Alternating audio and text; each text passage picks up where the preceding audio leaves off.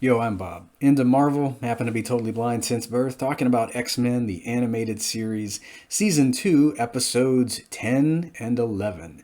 And they are Beauty and the Beast and Mojovision. They are episodes 23 and 24 of the show overall. Beauty and the Beast premiered on January 15th in 1994, and Mojovision premiered on February 5th in 1994. So, Beauty and the Beast is a very powerful episode, really stuck with me because Beast is usually such a reserved individual. He's very easygoing, he has a very gentle nature, but even the gentlest can have a really trying time in life, and this is one of those times for Hank.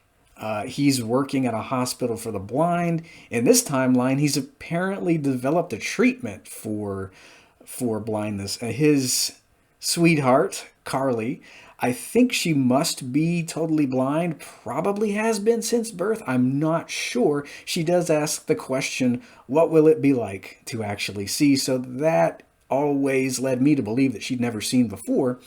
Otherwise, why would she have asked the question? I don't know if she's got no light perception. She can't see a friggin' thing like myself. But yeah, Beast is apparently a mad genius and has developed a treatment for that in this particular timeline here, and she's going to undergo that treatment. But her mutant hating father, he is very much against mutants. You've got the Friends of Humanity, they attack a hospital for the blind. You've got Beast who's there, and it's apparently taken care of pretty quickly. They managed to quell the attack, but of course, Carly's dad does not want Beast anywhere near the operation, even though Hank has designed it. He was crucial in the design of this treatment, and he is asked to leave. Well, not in polite words by Carly's dad. He calls Beast an animal, and Beast decides that he doesn't want to put Carly through what he's undoubtedly put through every day. Beast is a public figure. He is probably picked at on television by talk show hosts, I would imagine. He's probably got a target, a big X, if you will, painted across his chest. I would imagine he's been threatened. Who knows? I mean, he's probably sent quite a few different threats. I mean, I don't know if they got the X Mansion's address or anything like that. Doubtful. But I don't know what this guy must go through, because not only is Hank a mutant, he is also a public figure. And he is having a very traumatic time in his life. He's very much in love with Carly. You can tell as the episode progresses. And when he's asked to leave, or when he volunteers to leave as well, he just breaks down. And you don't see that with Beast very much. He's certainly very good at getting a handle on his emotions. I think Hank has always seemed, at least to me, like a guy who is very much at peace with who he is and his surroundings. But at the same time, there are going to be things that get to people on certain days. And Hank is just, he's having one of those. Yes, he does have moments like everyone else, even though he has learned to I would say very much learned to master his emotions and to be at peace with the situation, be at peace with himself as much as he can. He's having one of those days, and he just breaks down to Jean. I think he breaks a dish when she leaves it for him, or he might break something else. And Jean knows exactly what it is. She just right off the bat asks him, "It's Carly, isn't it?"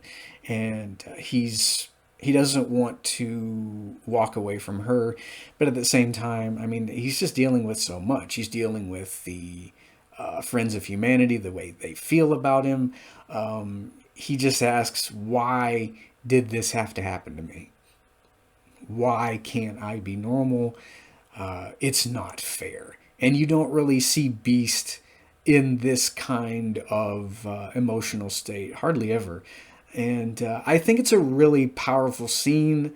I think George Buza does such a great job at letting Beast have this moment in which things are not okay for him.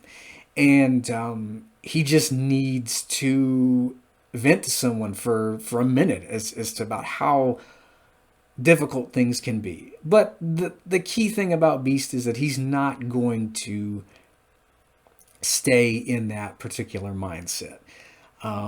Jean tells him, hey, let Carly decide what she wants to do. Why don't you give Carly that chance? Tell her how you feel, see how she feels.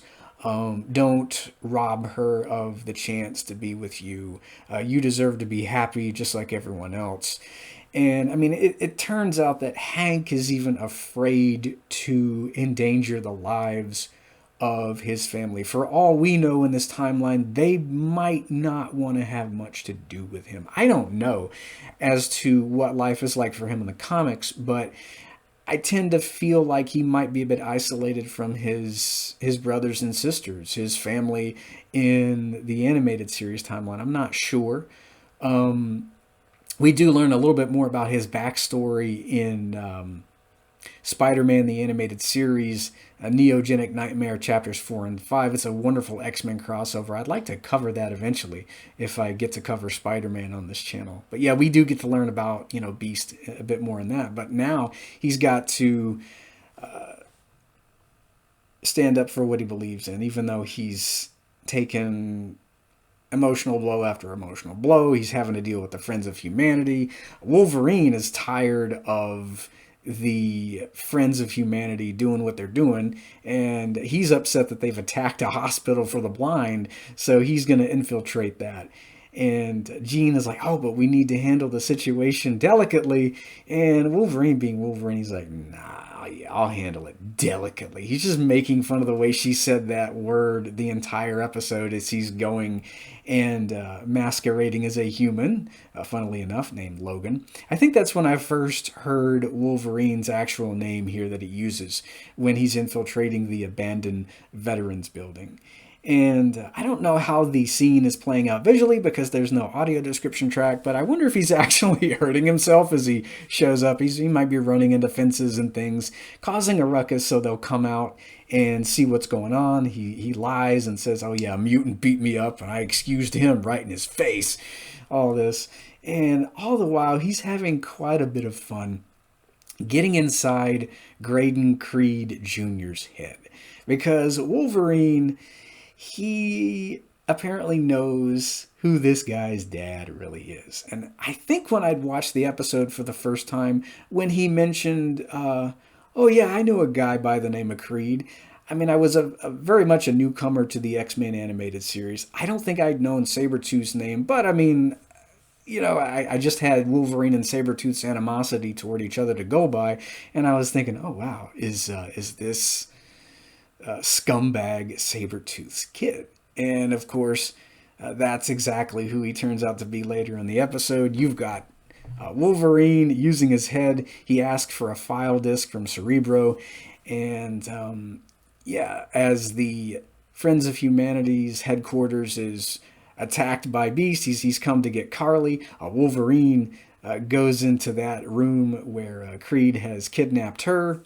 And he kind of lets the claws out. There was a really great scene with Beast and Carly's dad before that, though. And Beast kind of reads him the riot act before he goes off to save Carly. He's like, it was, I'm paraphrasing, it was mutant-hating fools like you who took your daughter. I'm going to get her back, but I need to know exactly what you saw. And Beast is not mincing words in this episode. He goes to the FOH headquarters. You've got Wolverine letting the Wolverine out of the bag, as it were. And it's a really interesting fight scene there at the end. And Wolverine's just having a field day with this because I love how he plays that card. You've got the file disk there, and you've got Cerebro talking about Sabretooth. I'm sure you see the image of Sabretooth there, and it's revealed that, of course, yeah, that's Graydon Creed Sr., and Graydon Creed Jr. just goes berserk. And it's one of my favorite scenes in the episode. I really love John Stalker, the voice actor who plays Graydon Creed. See, he can go from a guy with a grating voice like Graydon Creed Jr. to Newton Gimmick and Teddy Ruxpin. Yeah, this guy has such great range in his in his vocal work, and yeah, I remember very vaguely now the adventures of Teddy Ruxpin from when I was really little, and this guy apparently did Newton Gimmick in that TV show. So you've got him going from Newton Gimmick to this mutant hating fella here in this episode, and he just starts screaming. And it's a fitting end for him, because now the people that he's called to his side, they know about his lineage, and now he is in the situation in which he's created for so many other people. Now he is isolated because they know who his dad is, and he is just nuts. He's firing into the air, I'm guessing, or maybe he's trying to destroy the projector screen there. Of course, I feel like the episode has a very sad ending. Beast, he doesn't follow Jean's advice. He goes ahead and tells Carly, hey, life is awful for me. I am a target. It's too dangerous to be in a relationship for me. I don't want to see you hurt. I hope you'll understand. And, Beast walks away. And I kind of hope that maybe just a little bit of this is revisited in X-Men 97. I don't know if it will be, but yeah, he just kind of goes his own way. And apparently Daddy is now very grateful for Hank for saving his daughter's life. And at least there's that. I mean, it's kind of a win, but at the same time, poor Beast, he doesn't get the girl. But I think that is it's kind of a real world ending. He doesn't do what Jean tells him to do. He thinks he's being selfless, and of course he is being selfless. I mean, he cares a lot about her, and he doesn't want to put her in harm's way. And while I respect that it's what he did, I hope that he is eventually happy in this timeline. He's a really cool mutant, and one of my favorite characters. As I've gotten older, I've really gotten to appreciate this character for all he is and all he represents. This video is going to be really long, I think. Mojovision is it's a thrill ride. You've got Mojo, who is this shrieking exec of a blob, and I remember my cousin owning the action figure. I wouldn't get to realize what Mojo actually looked like until my cousin Travis got him during, I think it was Thanksgiving of 1994. It was like a buy 3 Marvel figures, get Mojo free. I don't know if anybody wanted poor Mojo at the Toys R Us at the time. But yeah, he's a really interesting character. Just a big blob with flipper hands on this spider walker platform. And, his ratings are going down. He's screaming at everybody, and he decides to capture several of the X-Men and make them interdimensional TV stars. I remember when I watched this episode for the first time with my cousin TJ, I think. I remember thinking, oh my God, they got Jim Carrey to voice Mojo. It's of course not Jim Carrey, but me, being a kid at the time, I was not able to see the credits, and he had a very Jim Carrey-like way that he shrieked orders, and the way that he laughed, the way that he kind of delivered his dialogue. I'm pretty sure I had seen Ace Ventura: Pet Detective by that point. Of course, Mojovision was released in 1993. I'm not sure when Pet Detective came out. Maybe the same year, but I mean, I don't know what they were going for with the voice of Mojo. But he's a really interesting character.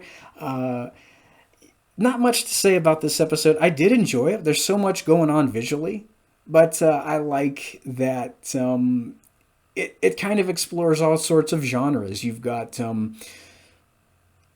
Cyclops. He's captured. You've got Storm as well. There's like a space TV show with Rogue and Beast. I think Cyclops and Storm are in more of a kind of a naval thing. I don't know. There's talk of submarines and torpedoes. They've got to use their mutant powers to make it out alive. I saw this episode a week or so before my birthday, and Longshot was introduced in it, and I got him as a surprise action figure for my birthday. So that kind of was an interesting situation that cropped up there. He came with some knives that he could chuck.